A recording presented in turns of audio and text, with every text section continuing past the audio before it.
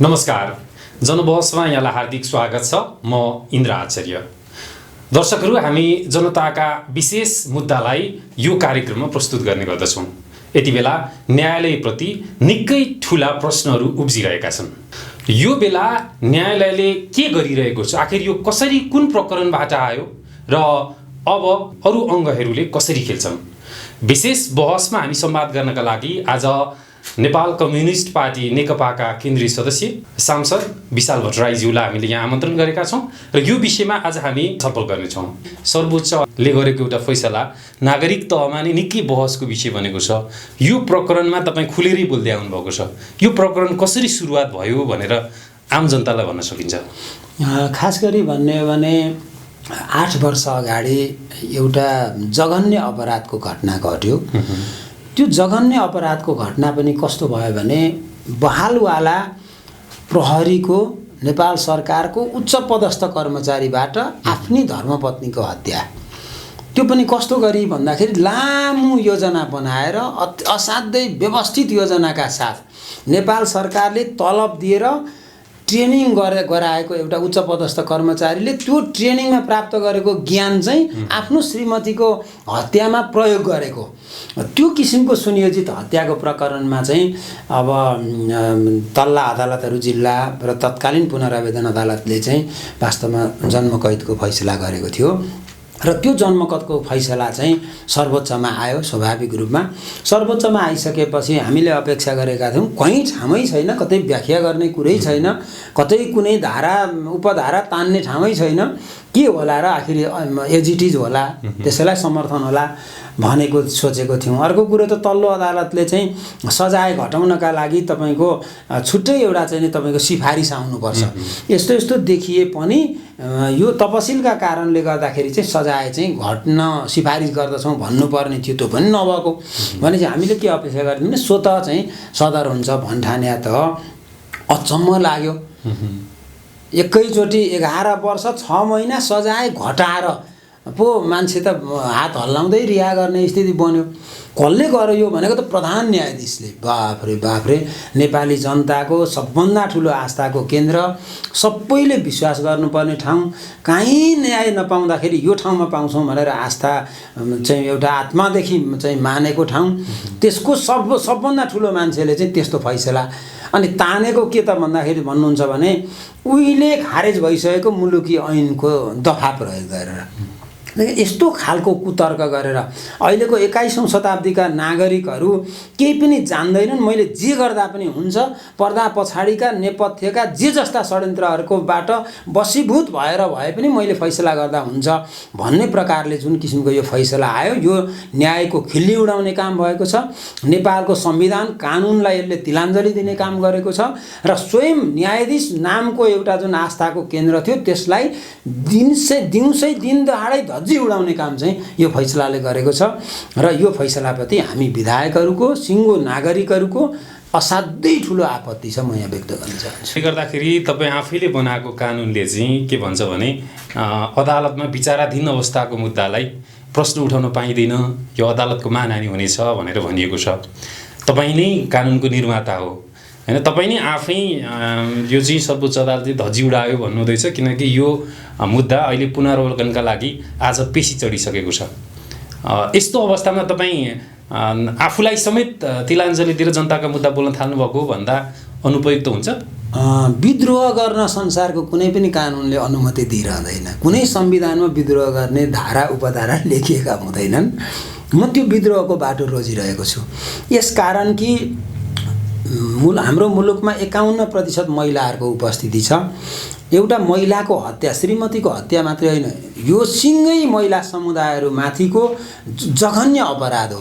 त्यसकारण यो अक्षम्य कुरा पनि हो। आज प्रत्येक घर घरमा भात पकाउने काम गर्ने तपाईँको सरकारी सेवामा भएका, बाहिर रहेका सिङ्गो महिला समुदायहरू यो घटना सुन्दाखेरि असाध्यै प्रताडित भएको महसुस गर्नुभएको छ। यस्तो अवस्थामा चाहिँ तपाईँको हामी जस्तो एउटा सचेत नागरिक पनि हो। हामी न्यायका लागि यत्रो वर्ष लागियो। राजनीति भनेको खालि कोरा चाहिँ चाहिँ भोट माग्ने चिज मात्रै होइन, जनताको अन्यायको आवाज बुलन्द गर्ने ठाउँ पनि हो।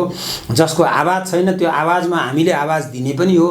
त्यो कर्तव्यबाट असाध्यै तपाईँको चाहिँ एउटा आत्मबोध गरेर मैले चाहिँ भित्रैदेखि यो चुनौती मैले हिजो अस्ति पनि बोल्दाखेरि भने, अहिले पनि म तपाईँको यो टेलिभिजन मार्फत म स्पष्ट गर्न चाहन्छु, जनबोली मार्फत म खुल्ला छु। उहाँलाई सक्नुहुन्छ भने मलाई चाहिँ मानहानिको मुद्दा लगाउनुहोस्, म एकदम सहर्ष स्वीकार गर्न तयार छु। नेपालको कानुनले होला एउटा विचाराधीन मुद्दामा बोल्न पाइँदैन भने यो त विचाराधीन होइन, फैसलै गरिदिनु भयो। फैसला गरेर मान्छे हात हल्लाउँदै निक्लियो अपराधीहरू। यस्तो बेलामा पनि बोलिएन भने जनप्रतिनिधि हुनुको कुनै सार्थकता रहँदैन। मेरो त्यो जनप्रतिनिधि भनिएको र मलाई जनताले हालेको भोटको पनि अपमान हो जस्तो लागेर म चाहिँ यसरी आएको हुँ। र म यत्तिकै अहिले तपाईँले भनिसक्नुभयो प्रसङ्गवश चाहिँ अहिले चाहिँ पुनरावलोकन सुरु भयो। एक हदसम्म हाम्रो आवाज चाहिँ सुनवाई भएको महसुस मैले गरेको छु। तर यही कुरालाई चाहिँ के भनिन्छ भने जनस्तरसम्म पनि यो विरोध पुग्यो र राज्य सत्ताका विभिन्न निकायहरूले पनि यसको विरुद्धमा अब कदम चाल्ने भन्ने सङ्केत पाएपछि सर्वोच्च अदालतले आफू बच्नका लागि केही समयसम्म यसलाई विचाराधीन रूपमा राख्दिनका लागि अथवा ल्याङ्गरिङ गर्नका लागि चाहिँ यो पेशी चढाएको हो, आजै निकास दिँदैन भन्ने पनि बहस बाहिर छ नि। गलत नियत राख्ने मान्छेहरू दुनियाँमा जहिले पनि ज्वलन्त मुद्दालाई कहिलेकाहीँ अलिकति डाइभर्ट गर्न खोज्ने, अलिकति त्यसलाई चाहिँ लिङ्गरिङ गर्न खोज्ने, त्यो उनीहरूको एउटा षड्यन्त्रभित्र पर्छ। यो षड्यन्त्रका लागि कोसिस भएको मैले पनि अनुभूति गरेको छु। यद्यपि आजसम्मको कुरामा म त्यति धेरै शङ्का गर्दिनँ। तर यसलाई लामो समय विलम्ब गरियो, यसलाई लम्ब्याएर चाहिँ फेरि यसलाई चाहिँ फेरि पुरानै अवस्थामा फर्काउन खोजियो। अनि मान्छेहरू सेलाइसकेपछि फेरि यसलाई चाहिँ प्रधान न्यायाधीशज्यूको त्यो बडो सम्मानित बेन्चबाट गरिएको यो जघन्य अपराधलाई सदर गर्न कोसिस गरियो भने हाम्रा हातहरू रोकिँदैनन्। हामीले लेख्न जानेका छौँ, लेख्ने फारम पाइन्छ, हामीलाई संविधानले अधिकार दिएको छ। हाम्रा यी कदमहरू किमार्थ पनि रोकिँदैनन् र कसैले भनेर पनि रोकिँदैनन्। म आज घोषणा पनि गर्न चाहन्छु, कसैप्रति पनि यो प्रकारको अपराधलाई क्षम्य रूपमा हामी छोड्नेवाला छैनौँ। तपाईँको पार्टी नेपाल कम्युनिस्ट पार्टीको झन्डै 2/3 सरकार अहिले पनि छ। यो तहको नेता, नेकपाको यो तहको नेताले यसरी खुलेरै बोलिराख्दाखेरि कति प्रधान न्यायाधीशलाई महाभियोग लगाउनेका लागि कुनै कामहरू भइराखेको त छैन भनेर बुझ्न सकिन्छ यो बेला? मैले संस्थागत रूपमा यहाँ कुनै पनि कुरा बोलिरहेको छुइनँ अहिले। र मैले मभन्दा माथिका एकजना पनि कुनै नेतासँग मेरो यो विषयमा परामर्श पनि भएको छैन। मैले अरू आफ्ना सहकर्मी साथीहरू, समकक्षीहरू, विभिन्न सेक्टरका विद्वानहरू, जानकारहरू, विज्ञहरूसँग छलफल कुराकानी गरेको छु। तर मैले माथिल्लो तहमा अहिलेसम्म परामर्श गरेको पनि छैन र म आफू आफ्नो तर्फबाट म गर्दिनँ पनि। म यति चाहन्छु उहाँहरूको तर्फबाट छलफल कुराकानी भयो भने म जहिले पनि तपाईको व्यक्तिगत धारणा चाहिँ के हो? यस्तो अवस्थामा प्रधान न्यायाधीश जस्तो व्यक्तिले हैन, प्रधान न्यायाधीश जस्तो पदले यो सम्मको काम गर्नुभएको छ भनेर चाहिँ छरपष्ट भइराखेको अवस्थामा तपाईँको व्यक्तिगत धारणा चाहिँ के हो? व्यक्तिगत धारणा चाहिँ भन्नुहुन्छ भने उहाँ कुन शक्तिले, कुन तागतले यो ठाउँमा पुग्नुभयो त्यो तागत उजागर पनि हुनु पर्यो। उहाँ नैतिक रूपमा त वास्तवमा प्रधान न्यायाधीश बन्नै मिल्दैन, उहाँले राजीनामा दिएर घर गए हुन्छ, त्यतिले मात्रै धर पाउनुहुन्न। म भन्न चाहन्छु यदि राज्यका स्ट्रङ कुनै अङ्गहरू छन् भने सम्पत्ति शुद्धिकरण सक्रिय हुनुपर्छ। कसले कति न्याय यो मामला मात्रै होइन, समग्र मामलामा तपाईले संकेत गर्न खोजेको यहाँ सम्पत्तिको चलखेल भएको छ भन्ने संकेत हो तपाईको? मेरो धेरै हदसम्म अनुमान छ, नभए यस्तो उल्टो पाल्टो फैसला कसै विवेकशील मान्छेले गर्दैन। सुन्दै आएका कुराहरू जहाँ प्रष्ट हामीले प्रमाण देखाउन सकेका थियौँ न, न्यायालयमा बार र बेन्चमा चाहिँ पैसाको बार्गेनिङ हुन्छ भन्ने कुराहरू आइरहेको अवस्थालाई यहाँ चाहिँ खोज्ने हुने भेटिन्छ भन्नेसम्म पुग्नु भएको तपाईँ? प्रशस्त मात्रामा भेटिन्छ। मलाई लाग्छ राज्यले स्ट्रङ भएर आफूलाई चाहिँ एकदमै कानुनभित्र राखेर खोजी गर्ने हो भने वास्तवमा यत्रतत्र यो विकृतिहरू भेटिन्छ। हाम्रो मुलुक विकास नहुनुमा, मुलुक अग्रगतिको बाटोमा नजानुमा, मुलुकले सुशासनको बाटो नपक्रिनुमा एउटा मूल कारण भनेको भ्रष्टाचार हो। भ्रष्टाचार यस्तै खालका अङ्कुशरहित संस्था हुँ भन्नेहरूमा बढी भ्रष्टाचार भएको छ। ढङ्गलाई अङ्कुश कसैले लाउँदैन भन्ने छ।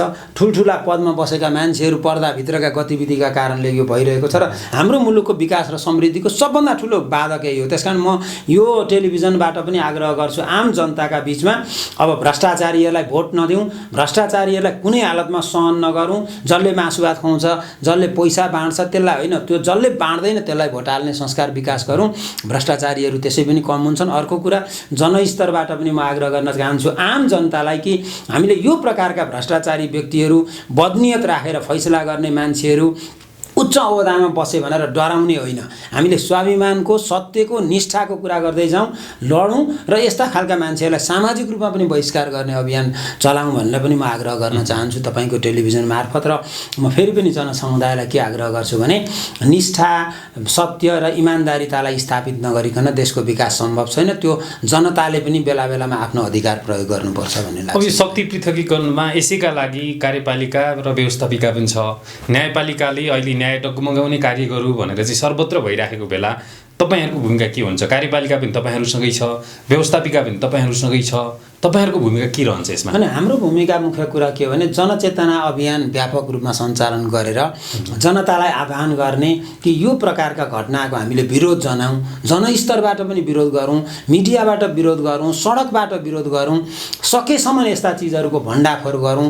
सिङ्गो महिला समुदायहरू उठ्न जरुरी छ। यो प्रकारका केसहरूमा त बलात्कारका घटनाहरू त्यत्तिकै भएका छन्, दिनानुदिन महिलाहरूमाथि भएका अनेक किसिमका हिंसाहरू भएका छन्, एसिड खन्याइएको छ, तेजाब खन्याइएको छ, यो प्रकारका थुप्रै घटनाहरू छन्। त्यसकारणले महिलाहरूले पनि सहन गर्नु हुँदैन। यो घटना पनि वास्तवमा त्यही प्रकृतिको घटना हो। त्यस्तो जघन्य अपराधमा पनि क्षमा दिने गरी जुन खालको फैसला प्रधान न्यायाधीश र अर्को न्यायाधीशले गर्नुभयो, वास्तवमा यो नेपालको कलङ्क, नेपालको न्यायिक इतिहासको एउटा कलङ्क हो। र हाम्रो तर्फबाट भन्नुहुन्छ भने हामी कानुनको दायराभित्र बसेर संविधानले दिएको, हामीलाई दिएको अधिकार प्रयोग गरेर हामी यसका विरुद्ध जस्तोसुकै कदम चाल्नका लागि पनि तत्पर छौँ। अघिल्लो दिन फैसला गर्ने, 2 दिनपछि पुनरावलोकन गर्न तयार छु भन्नुको तात्पर्य त सायद जनदबाबै होला नि त। उहाँलाई के लागेको हुनसक्छ भने मैले जे गर्दा पनि हुन्छ, को बोल्छन् र अदालतको मानहानि भइहाल्छ नि, बोल्नै मिल्दैन। मानौँ कि हामी जङ्गबहादुरले बोलेपछि बोलो बोलो भने जस्तो उहाँहरूलाई लागेको थियो होला। सर्वत्र आलोचना भयो। सुरुवातमा हामीले अब्जेक्सन गऱ्यौँ। आजको हकमा चाहिँ म असाध्यै खुसी व्यक्त गर्दछु। यो पुनरावलोकनका लागि 3 सदस्यीय इजलास गठन भइसक्यो।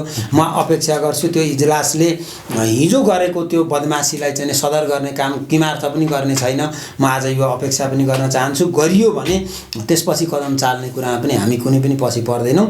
जे भए पनि आज जे जति भयो यो एक किसिमको उपलब्धिको रूपमा मैले बुझेको छु र एउटा हिस्सा चाहिँ वास्तवमा हामी जनप्रतिनिधिहरूको दबावले यसमा काम गरेको छ। प्रधान न्यायाधीश जस्तोले त्यही निर्णयलाई अर्को बेन्चले पुनरावलोकन गरेको अवस्थामा वा नैतिक रूपमा त्यही पदमा बसिराख्न सक्ने अथवा सुहाउन सक्ने अवस्था रहन्छ? नैतिकताको कुरो चाहिँ के रहेछ भने जसले पालना गर्छ त्यसका लागि मात्रै हुँदो रहेछ। यस्तो निकृष्ट फैसला गर्ने मान्छेसँग खोइ नैतिकताको पनि के आश गर्नु। त्यही पनि कुरो के हो भने आफूभन्दा मुनिका न्यायाधीशहरूले त्यो गलत थियो भनिदिँदाखेरि पनि ती बसिरहन खै कस्तो हुन्छ। म चाहिँ अब पछि भनौँला, अहिले धेरै यसमा कुरो नगरौँ। तर यसमा नैतिकताको प्रश्न त एक हिसाबले भन्दाखेरि त्यो फैसलासँगै चकनाचुर भएको जस्तो मैले देखेको छु। भनेपछि अब यदि यो विषय लेङ्गरिङ हुँदै गयो भने चाहिँ तपाईहरूकै सक्रियतामा, माननीयहरूकै सक्रियतामा महाअभियोग लगाउनेसम्मको विकल्पहरू अगाडि रोजिन्छ भन्ने जनतालाई सन्देश दिन सक्छौँ हामी अब यहाँबाट? अब अहिले म के मात्रै भन्छु भने अब धेरै नकारात्मकतातर्फ जान्न। म सकारात्मक कुरो के हो भने पुनरावलोकन प्रारम्भ भयो। राम्रै न्यायाधीशहरूको नामावली मैले देखेँ। उहाँहरूले चाहिँ प्रयत्न पक्कै गर्नुहुन्छ, सकारात्मक परिणाम आउँछ। आउँदै आएन भने त्यसपछि के गर्ने भन्ने चाहिँ अलिकति केही विज्ञहरू, तपाईँहरू जस्तो सञ्चारकर्मीहरू, यो क्षेत्रका चाहिँ पुराना अनुभवी व्यक्तित्वहरू, नजिरहरू सबै हेरेर थप हामी कदम चाल्छौँ। यति चाहिँ म ग्यारेन्टीका साथ भन्छु, हामी चुप लागेर बस्दैनौँ।